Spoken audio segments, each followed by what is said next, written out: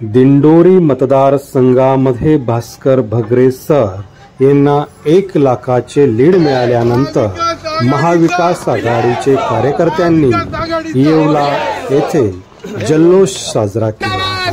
बघूया। महाराष्ट्राचा बुलंद आवाज शरद पवार, शरद पवार, माणिक भाऊ आगे बढ़ो, हम तुम्हारे साथ हैं, महाविकास आघाडीचा विजय हो। हे मागो पेढे पाठम पेढे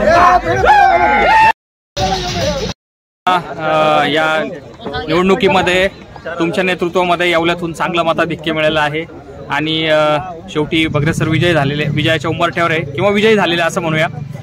काय रणनीती होती आणि काय आपली भावना आहे यामध्ये? आपण म्हणता अटीतटीची लढत, मला असं वाटतं शेतकरी विरोधी असलेल्या या केंद्र शासनाचं गेल्या अनेक दिवसापासूनचं धोरण, कांद्याच्या बाबतीमध्ये घेतलेली धरसोडीची भूमिका आणि नेहमीच शेतकऱ्यावर झालेला अन्याय, यामुळे ही निवडणूक जनतेने हातात घेतलेली होती आणि त्याकरता हा विजय निश्चित होता।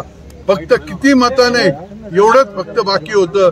त्यामुळे अटीतटीचा प्रश्न आम्ही तरी प्रचारादरम्यानही मानला नाही आणि एकंदरच माननीय पवार साहेबांच्या नेतृत्वाखाली या महाराष्ट्रामध्ये हा मोठा बदल घडणार याची खात्री होती। म्हणूनच भगरे सरांसारख्या सामान्य एका उमेदवाराने या ठिकाणी केंद्रीय मंत्र्याचा पराभव केलेला आहे, हे सिद्ध झालेलं आहे।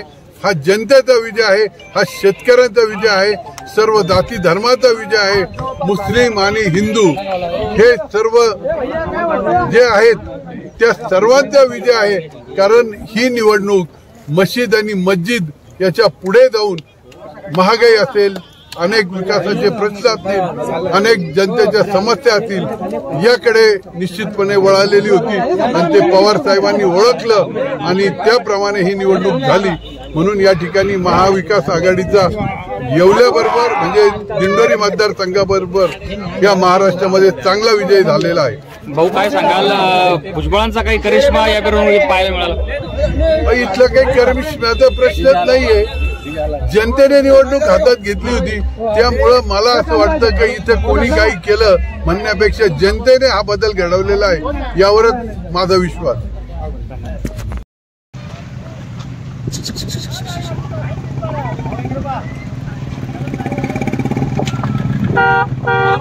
बुलंद आवाज शरद पवार, शरद पवार।